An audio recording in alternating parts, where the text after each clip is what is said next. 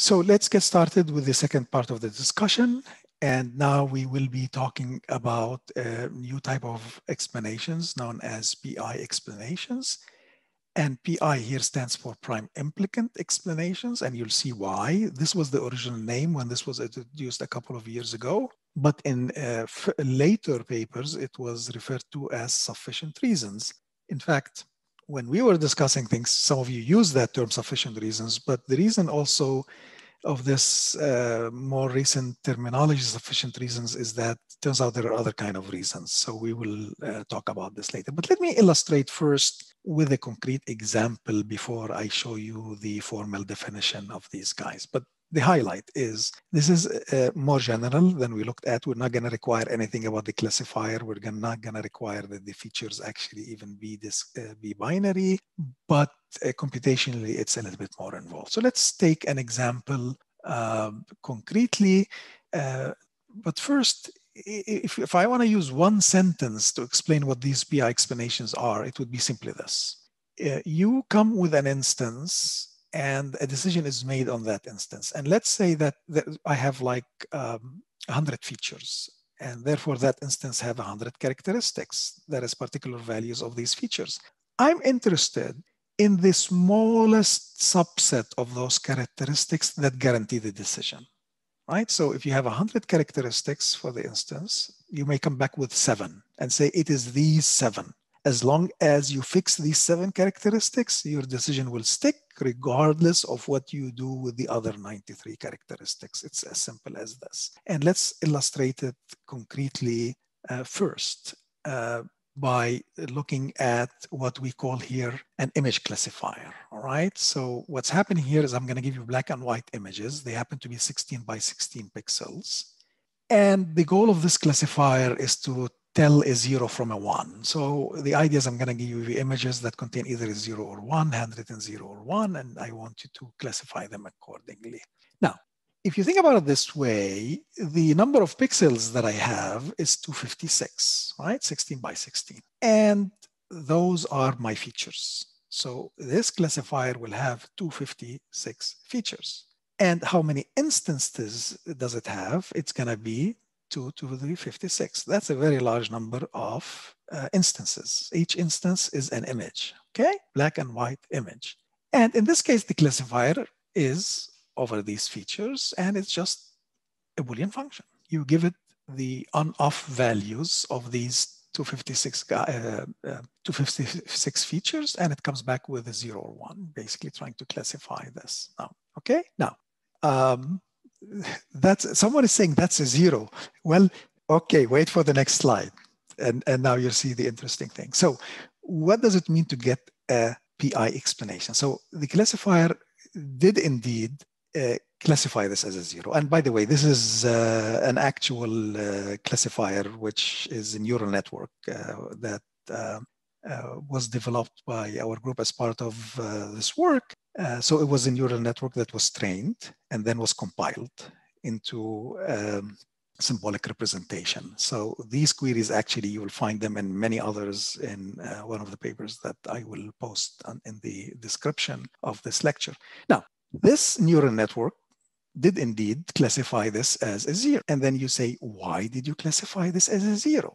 Now, what does the PI explanation do? The PI explanation picks up a subset of the features or the characteristics and say it is because of that. That means if you fix these, you can do whatever you want. What is a subset of the characteristic here? Is a specific pixels, right? So you have 256 pixels, and the explanation will pick a subset of them and say, as long as you fix these pixels to their current value, you can do whatever you want with the other pixels, and I'm still classifying this as a 0. Well, this was an example, dramatic example, where it turned out it's only 3 pixels.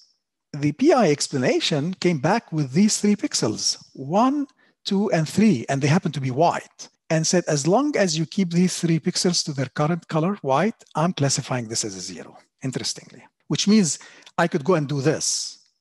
This image, I kept these 3 particular pixels as white, and I messed up the other ones to make it look like a 1. And I know that this classifier will classify this as a 0, not as a 1, right? So someone is saying that seems like a bad explanation. No, it's not a bad explanation. It's a good explanation. It just shows a problem with the classifier. That the classifier is basically classifying this as a zero not for a good reason. Yes, someone is saying an overfit. I'll tell you a story about this that is very famous in the literature later. Guys, here's the thing. There is different kind of classifiers, right? There's the Bayesian network, the random forest, the neural network, but you probably have heard neural network classifiers being criticized because they just try to fit the data, and that doesn't mean that they're necessarily learning concepts, right? So this would be one example of that. So let me give you another example, which is less trivial. So this was another image, and this was a 1, and indeed it was classified as a 1. And then when you say, why did you classify this as a 1 using PI explanation, this is one of the answers. These black pixels and white pixels is a smallest set of pixels that if you keep, you can do whatever you want with any of the other guys. And this classifier will continue to classify this as a 1. That is, the decision will stick as long as you fix these black pixels and these white pixels and do whatever you want. And this is how it was completed in a way that these were fixed, but we played with the others, and look, we made it look like a 0, but we already knew that this classifier will classify this as a 1, not as a 0. Okay, that was another example. But the point here was to just give you a concrete feel of the PI explanation, right? That is, it's pretty simple. Every instance is made of a set of characteristics. Go find me a smallest set of characteristics that if I fix, the decision will stick regardless of what I do. And let's look at it now a little bit more comprehensively. And this is a classifier over 4 variables. And these are all the 16 instances. It happens to be, in this case, it's binary. And here are the decisions. And now we're listing here the PI explanations. So let's look at this. Let's start with the last guy. The last guy, everything's positive, decision is positive, and I'm asking, find me a subset of these, a smallest subset of these, that if I fix, I can do whatever I want with the rest, and the decision will remain to be positive. And I'm getting back 3 of them, saying, W and G, first and last. If you fix these to positive, you can do whatever you want here with these guys. Decision will not change. Well, you have another combination, WFE. If you fix these positive, you can do whatever you want with that guy. And what about the last one? The last one says FEG. You fix these to positive, you can do whatever you want with that particular guy. Now, right. So when we're talking about is subset minimal. So this is not a subset of that, okay? This is just another combination of features. So maybe I should rephrase this a little bit better. This guy says, WFE, fix these, and in that case, you can do whatever you want with that. However, no shorter version of this will have that property. So if you drop any of these, you will no longer have this property. All right. And someone is saying, this looks like it's related to prime implicants. Yes. We'll see that in a second. Okay. So I should have been a little bit more careful. And when I said that this is minimal in the sense that no subset of it will have that property. Okay. So yeah, it's possible to get PI explanations that have a different number of features in them. Okay, and similarly here, if you look at this FEG, this is FEG. These 3, if you fix them to positive, the decision will stick regardless of what you do with the first guy. And you will not have this property if you drop any of these 3 guys. Is that clear now? And there are some correspondences between this and MC explanations. We're not going to go over this, but you can see the theorem in the paper that we have. Okay, guys. So let's now take a look at how do you actually compute these. Okay. And as someone mentioned, yes, it is related to the notion of prime implicants. Okay. It actually turns out to be pretty simple to describe it more formally. So now, okay, we gave the intuitive definition here. Let's give the formal definition of these kind of explanations. Okay, here's my classifier. It's a Boolean function. And if it's over 3 variables, A, B, C, and I'm going to compute its prime implicants. You know what those guys are, Okay, and you're going to see how I'm going to use them to define the notion of a PI explanation. So this Boolean function happens to have 3 prime implicants, these 3. What is that? That means if you set A to true and B to true, this function will evaluate to 1 regardless of what C is. Okay, if you fix A to true and C to false, again, this function will evaluate to 1 regardless of what the value of B is, and similarly. And these are all of the prime implicants. Remember, we discussed this at length last time. It is a minimal set of variable settings that guarantee the function. Now, the fact that this is a prime implicant of this function means if you drop B, you lose that property. No, setting A alone to true will not make this true. Setting B alone to true will not make this true. You need them both in this case, all right? So again, we had a whole lecture on prime implicants last time. Now, well, let's see how this notion now is used to define this PI explanation. It's very simple. Here's an instance. This instance has these characteristics: A true, B true, C false. The decision on this is positive, right? If you evaluate this Boolean function on this instance, you're just going to get a 1. And you say, why? Why did you classify this instance positively? Well, the PI explanations are very simple. It says, go find those prime implicants that are compatible with the instance. And those are precisely your PI explanations. How many do we have? Let's look at the first. Is the first guy compatible with this? Yes or no? Is this prime implicant compatible with this? And the answer is yes. So that would be 1 PI explanation. How about AC? Is AC compatible with this? No. BC prime? Yes. So indeed, you get yourself to PI explanations. And as I mentioned more recently, we've been using sufficient reasons, and they're actually, in a sense, minimally sufficient reasons. So if you tell me, why did you decide that this is positive? I'll tell you, well, there are 2 sufficient reasons for that. The fact that A was true and B was true, that will get me to make this instance positive. And the fact that B was true and C was false will also do it. Okay, and these are basically the sufficient reasons, or the PI explanations. Pretty simple. You're basically just looking for all prime implicants that are compatible with your instance. Now, someone is saying, do you need both or just one? That is a very good question. And it depends, what are you trying to do? Now, when we started this, and the idea is, someone says, what, why? Why did you do that? Well, you probably want both of them. So if you're looking at the images, there could be another set of pixels that if you fix, then this classifier will continue to classify this image as 0, regardless of what you do with the others. Now, this is one. There could be some other ones, right? You probably want to see them. Now, this was bad. Maybe the other ones are not as bad, but the question is whether you need all of them or just one, depending on your application and what you're trying to do with that. Now, when we just finish this story, I'm going to show you an application where you would want them all. All right. And that's when you're reasoning about bias. So we'll see this, Sam, in just a little bit, but let me finish the story. This is how you do it for a positive decision. Now, if you're trying to explain a negative decision, you have to work with the complement of that function, right? So now this is the negation of that function. Just I took this, negated it. Now, the prime implicants of the negation are different, right? These are these variable settings or minimal variable settings that will cause this function to trigger. And here's an example of an instance which happened to be negative. So this is an instance in which A was false, B was true, and C was true. And the decision was negative by this Boolean function. And then when you say why, I need to look at the prime implicants for the complement and find those that are compatible with the instance. And in this case, it turns out there is only one. So in this case, if I tell you, why did you do that? You'll tell me because A was false and C was, and there is no other PI explanation for that.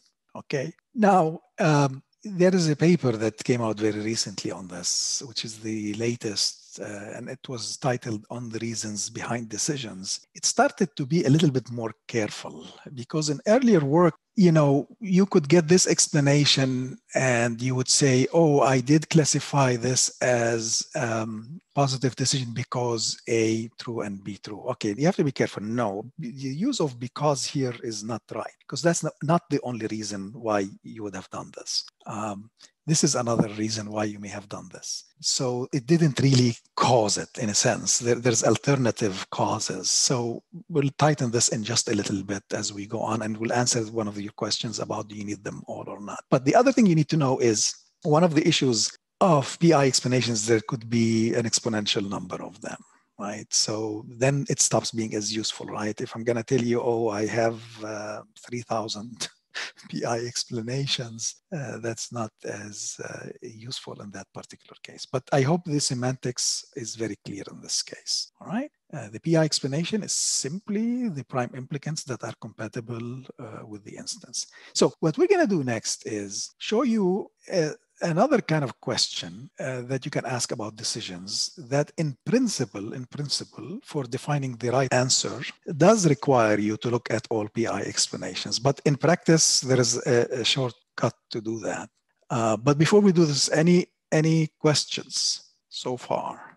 Okay, so let's get moving. In this further application, we're going to talk about decision and classifier bias. And that would be an application of this notion of sufficient reasons or PI explanations. Now, realize I'm using two words here, decision bias versus classifier bias. Again, this is one of these questions that have become very important recently, and you find all kinds of stories about whether the machine learning system is biased or not. What is the distinction between decision and classifier bias? Well, a classifier may be biased, but that doesn't mean that every decision that it made or that it will make is biased. So let me explain it and first give you a definition of decision bias. And then we'll see the distinction, and then we'll see how this theory of prime implicants and sufficient reasons play a role. Okay, here's an example. I have 5 features. Whether someone passed the entrance exam, whether they're first-time applicant, whether they have a good grades, has work experience. And I have another feature called whether someone comes from a rich hometown. It's in red because we're going to call this protected. So now to talk about bias, we have to start labeling some of the features as being protected. What does that mean? That means they're features that you're not supposed to make or use in making a decision in a precise way that I'm going to show you next. Okay, so this example corresponds to this classifier. It's an OBDD classifier that you could have compiled from some other machine learning classifier like a Bayesian network classifier, random forest, and so on. Okay, now let's define decision bias in the following way. We will say that a decision on instance X is biased if and only if it can be different on some other instance Y that disagrees with X on only protected features. So what does this mean? Okay, this is simple. I only have one protected feature, which is coming from a rich hometown. Let's say gender is another protected feature. Let's say ethnicity is yet a third one, okay? And here's an instance X. And you go and say, I decided to admit that person. Now, I will say that that decision was biased if I could change it, if you would change your mind by simply changing the values of protected features in that instance. So by taking that instance and just modifying either ethnicity, gender, or whether someone comes from her hometown, your decision will be different. Okay, so in that case, we will say that decision was biased because it was based, really dependent on the value of a protected feature. Now, here's the interesting thing. Now, you may have, of course, a number of these protected features, many combinations, but here's the theorem. And someone asked earlier, do I need all sufficient reasons? Look at the theorem. The theorem says, look, give me your sufficient reasons. I want to tell you if that decision was biased or not. Give me all of the sufficient reasons for that decision, okay? If it happens that each one of them mentions a protected feature, then I guarantee you this decision is biased. The sufficient reasons here, once more, are the PI explanations. Okay, I'm going to see an example in just a little bit. So the sufficient reasons are all of the PI explanations. So you say, is the decision biased or not? They say, look, give me all. I want them all PI explanations. I'm going to check them one by one. If any one of them, if all of them each one of these sufficient reasons contain at least one protected feature, guaranteed this decision is biased. Okay. And again, I'll show you in a concrete example in just a little bit. Now, the interesting thing is, even though this is the definition and this is the theorem, it ends up being just a way to compute it. And I'll show you a method next that gives you back the same answer without literally having to examine every possible sufficient reason, which is actually a breakthrough from last summer. So someone is saying, if we have multiple protected features, do all of them? No. Let's say you have 3 of them, 3 protected features. As long as a sufficient reason mentions one of them, I don't want every sufficient reason to mention each one of them. I want each sufficient reason at least one protected feature. Okay. Now, here's the other interesting theorem, which is surprising. Now, let's define now a classifier bias. And we'll say that the classifier is biased if and only if one of its decisions is biased. Fair enough, right? So as long as you make at least one biased decision, we'll call you biased. But you can see classifier biased is a rough notion, right? Because yeah, the classifier can be biased, but a particular decision that it made on Jack may not have been biased, that particular decision. That distinction is important, right? And people don't make that distinction. I think this was the first work that made that particular distinction between classifier bias and decision bias. Now, here's an interesting theorem. The theorem says, listen, if you give me your sufficient reasons, so now we're talking about a particular decision. This is not a full characterization of classifier bias, but let's say you made a decision and I told you, I want to check whether that decision is biased or not. Give me all your sufficient reasons for that decision. And I look at them and this test fails, right? So no, it is not the case that every one of these sufficient reasons mentions a protected feature, but as long as some of the sufficient reasons mention a protected feature, I guarantee you the classifier is biased. That is, even though it is not biased on this particular decision, I guarantee you it will be biased on some other decision. Let's take a concrete example. Here's Robin, and she checked everything. She passed the entrance exam. She was a first-time applicant, had good grades, had work experience. She comes from a rich hometown.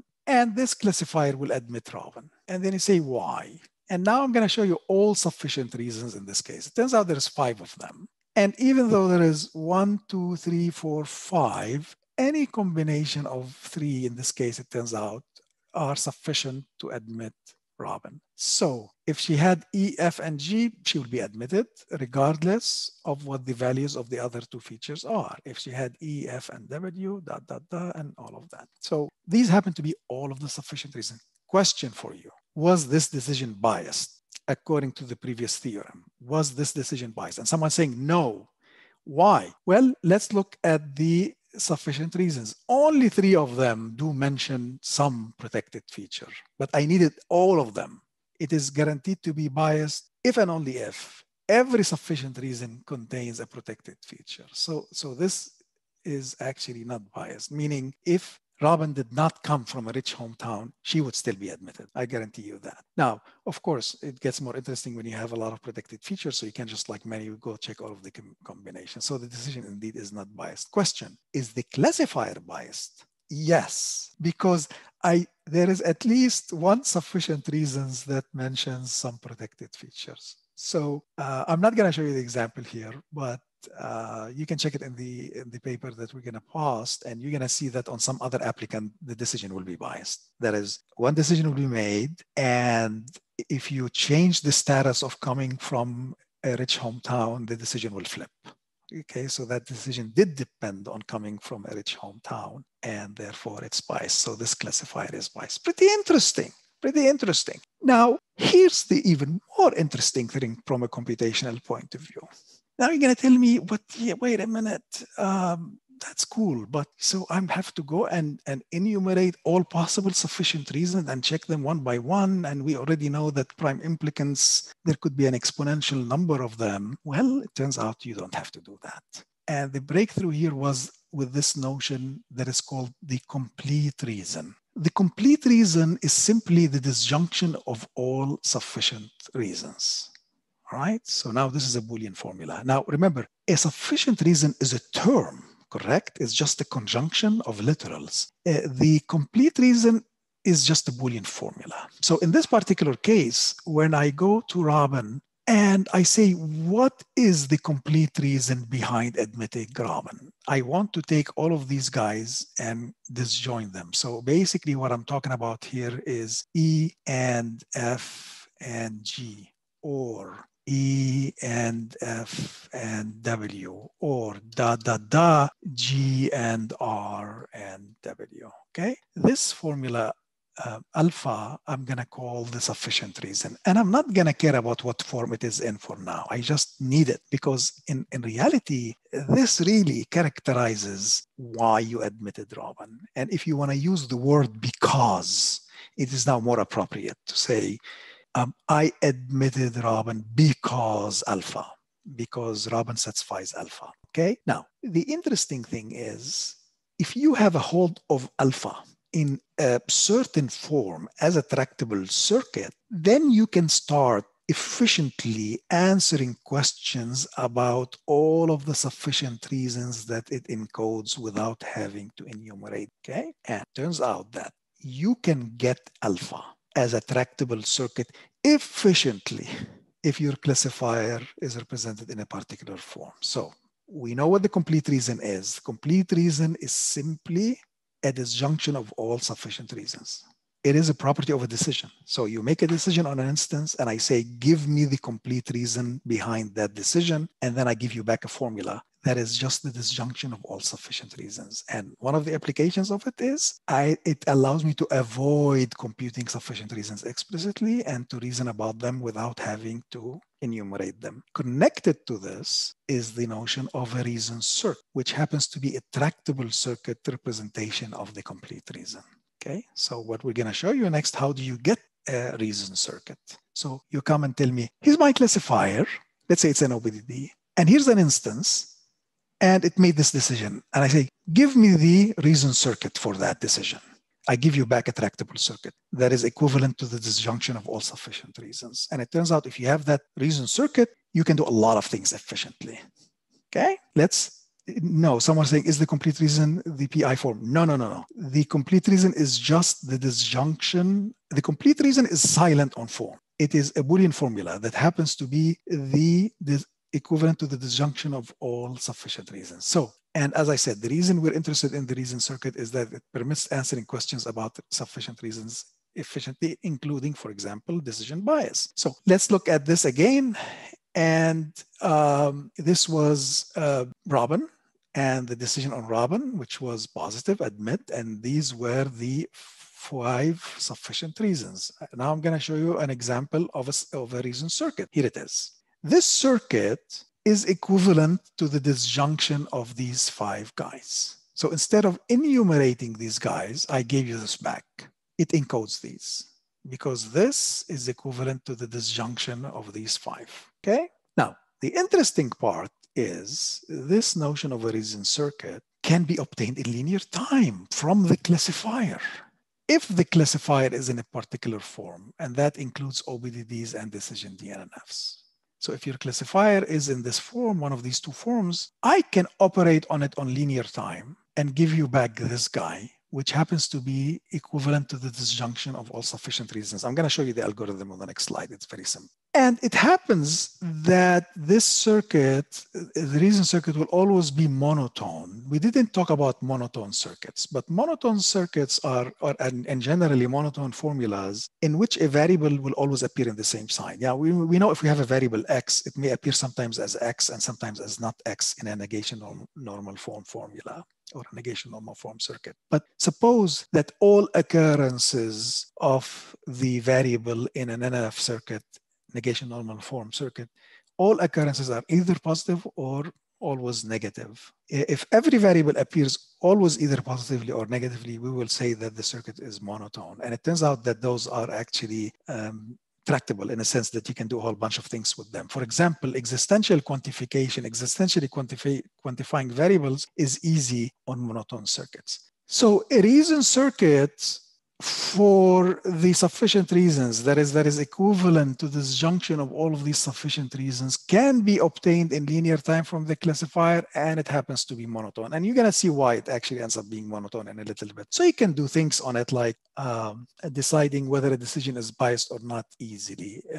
Another way to detect whether a decision is biased or not is by doing an existential quantification query on the reason circuit. We're not going over this here, but and because this is easy on the reason circuit, you can do this. Okay, I want you to just visualize this, guys, because this is pretty important. You have a classifier. Here's the guy. You have an instance. A decision is made, and you say why. But instead of listing all of the sufficient reasons or PI explanations, I'm going to give you back a circuit as my answer to why. And that circuit is nothing but equivalent to the disjunction of all of these guys. So it's encoding all of these, and it happens to be a monotone circuit. And now I'm going to give it to you, and I say, here it is.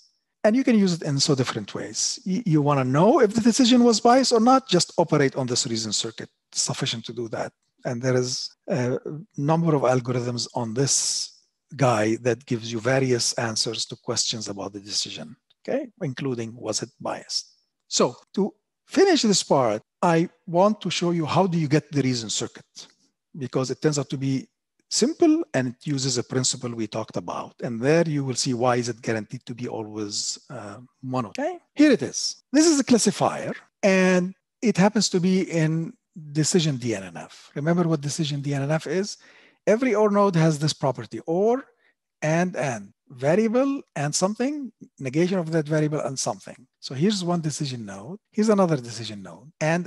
So B and this, or not B and that. Okay, and here's another decision node, here's another decision node. Okay, so this is decision DNNF. This is a decision DNNF circuit. And remember on the previous slide, I said this method that I'm going to show you works as long as you have decision DNNFs or OBDTs. Now, here's the classifier, and here's the instance. So this classifier makes a decision on that instance, and I tell you, give me the reason circuit, which is the answer to the why question. And it turns out to be a very simple two-step process. Okay, one step is called consensus, the other is called filtering. Straightforward. First, notation. Let's look at the first decision nodes. And remember, we're going to call this alpha and this guy beta. So effectively, what this decision node is representing is the following: not A and alpha, or A and beta. Okay, that's this guy. The operations will just walk through decision nodes one by one and do something to them, transform them in a certain way. What's the transformation we're going to do here? It's very simple. The first is called consensus. Remember what consensus is? Consensus said, if I had this in a DNF, then what can I do? I can basically and add this as a term to the disjunction without changing its logical content. Okay, remember that? This or that, I can add or this, and that doesn't change the logical content of the formula. That's exactly what we're going to do on this circuit. We're going to add consensus terms without changing its content, and now it's going to look like this. What happened here? I had a whole bunch of nodes that are in double circuits. This one, remember, this is alpha, this is beta. I just added another, so the disjunction was not A and alpha, A and beta, and I'm adding yet a third disjunct, alpha and beta. Okay, that's what I did here. And I did it for this guy, I did it for this guy, . So far, so simple. You can see how you can do this easily. This does not change the logical content of the circuit. In a sense, it just did some kind of a deductive closure on it. The next step, which finishes this off and gives you back your reason circuit, is simple. What we're going to do, we're going to kill parts of the circuit. Now, if you look at every decision node, now it has three children. One conditioned on the variable, the other on the negation of the variable, and the guy we added. All we're going to do is we're going to go to that child that is incompatible with our instance and kill it. The instance says A is false, and B is true, and C is true. So let's look at this guy. We're going to do this. Branch 1, branch 2, branch 3. Give me a number. 1, 2, 3. Which one do I kill? 1, 2, 3. I need to kill one. And the one that I'm going to kill is the one that is not compatible with this guy, right? This has, okay, people are saying 3. I'm going to kill this guy. Okay, I'm going to remove this junk. Let's look at this guy now. This guy, 1, 2. This branch is not B. Branch 3, B. Which one do I kill? 1, 2, or 3? And people are saying 2. So I'm going to kill this guy. And that's basically it. So these guys are grayed out. I'm throwing them away. This is now the reason circuit. this is guaranteed to be equivalent to the disjunction of all sufficient reasons, or it is equivalent to the disjunction of all PI explanation. Guys, do you see why this result has to be monotone? That is, every variable will appear only in the same sign through the whole circuit. It was this last step of killing. I'm keeping only those branches that are compatible with this guy. In fact, because of this last process, every variable A appearing on the circuit must appear negatively, and every occurrence of B must be positive, and every occurrence of C must be positive in this guy. So this is a monotone circuit, and therefore it's well behaved. Now I can take it and tell you what do you need to know. Okay, I'll answer your questions by operating on the reason circuit instead of operating on an explicit enumeration of the sufficient reasons or the PI explanations. Okay, guys, we have about 10 more minutes. I want to spend them on robustness, which is going to be a little bit high level. We're not going to get into details, but I want to show you one more slide to show you how important this notion of a reason circuit is. And there was a question is, do we do the consensus on every decision node? Yes, both consensus and filtering are done on every decision node. So you can see here, this OR node, I did the consensus on it and I added this. This decision node, I did consensus, I added that. Here I did the consensus, added that. Both of these, they ended up sharing this guy. So I did consensus. And when I did filtering, I also did it on every decision now. Okay. Now, you can do a lot with this reason circuit. And some of them are a little bit more advanced. We're not going to go over them in class, but just to whet your appetite and perhaps look up this work, which is titled On the Reasons Behind Decisions. There is a whole section in that paper about various things that you can do efficiently if you have the reason circuit, which is effectively the complete reason behind a decision. And let me show you this state. Susan would still be admitted even if she did not have a high GPA because she passed the entrance exam and comes from a rich hometown. So this was a decision on Susan. Susan was admitted. And then I told you, give me the reason or the complete reason behind that decision in the form of a reason circuit. And this kind of a statement, which is called an even if because, is telling you, looking at your reason circuit or looking at the complete reason behind the decision on Susan, I can tell you the following. She would still be admitted even if she did not have a high GPA. But actually, there's a reason for this, because she happens to have passed the entrance exam and comes from a rich hometown. What is the semantics of the statement? How you can evaluate it efficiently? You'll probably have to check the paper. Guys, can you understand how serious this thing is when you realize that we are doing this on potentially a numeric classifier that was learned from data, assuming we have compiled it successfully, which gives you the motivation of how important it is to be able to do knowledge compilation. This is pretty subtle. And to do this on something that is numeric learned from data is pretty remarkable. Okay, I hope this gives you a sense of explanations. This story is bigger. The bigger story is reasoning about the behavior of machine learning systems. So we talked about explanations. I'm going to mention quickly robustness and verification. We talked initially about compiling these from naive-based classifiers, but you can do it on arbitrary Bayesian network classifiers, recently random forest neural networks, very, very limited type of neural networks, including the examples I've showed you earlier. And as you already know by now, I don't have to just compile into OBDs. I can compile into any of these tractable circuits. Which one depends on what you want to do with that. But the point, guys, is if you get the input-output behavior captured as a tractable circuit, then you can do a lot of things. And we talked about monotone classifiers. Well, let's say you have a machine learning classifier. You compile it into a circuit, and you want to know, is the classifier monotone?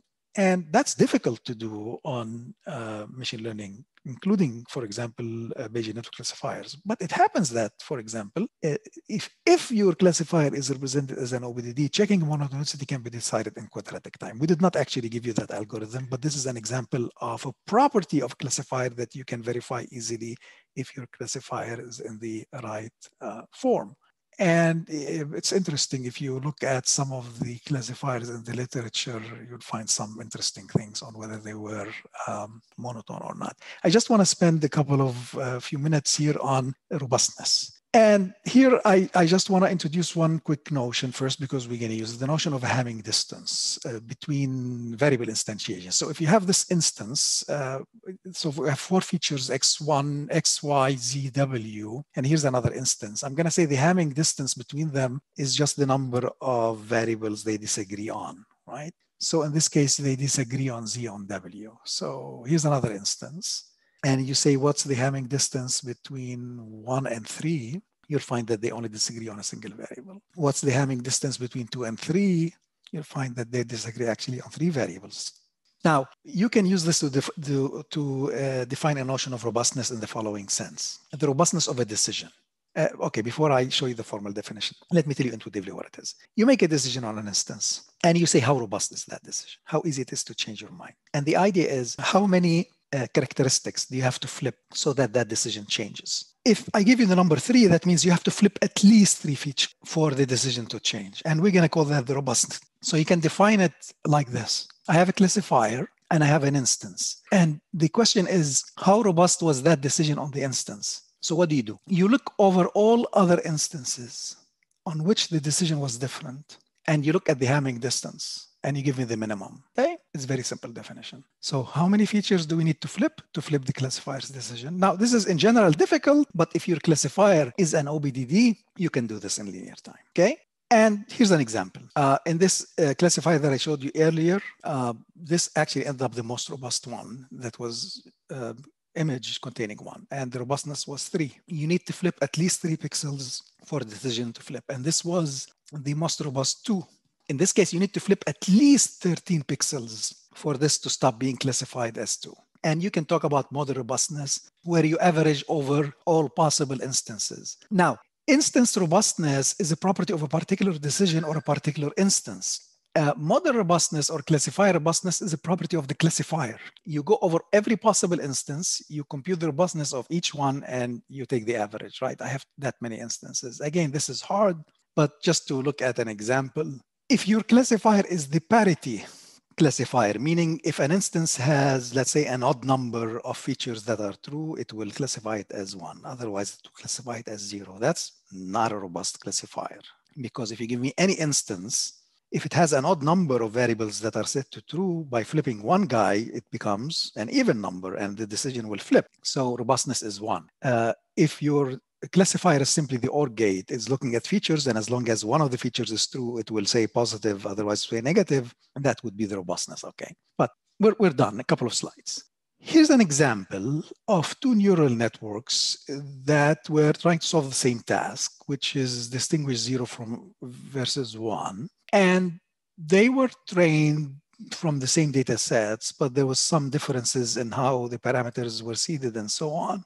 They have almost the same accuracy, well, kind of, about 1+% difference in accuracy. These were compiled into SDDs. They ended up being relatively small SDDs. And you look at the average robustness for this guy is this much, and that guy that much. Big difference in robustness. Maximum robustness that was attained here, 27. So there were images where you had to flip 27 pixels for the decision to change. Here, no. What this tells you is any image, the decision could change if you flip basically more than 13 pixels. And this guy, no, there were images where you had to flip at least 27. And this is a plot, a histogram of robustness and how many images had a particular robustness. And you can see this guy is way better than this. So this is an example of discriminating between classifiers based on how robust they are. So they may have similar accuracy, but one of them may be way more robust than the other.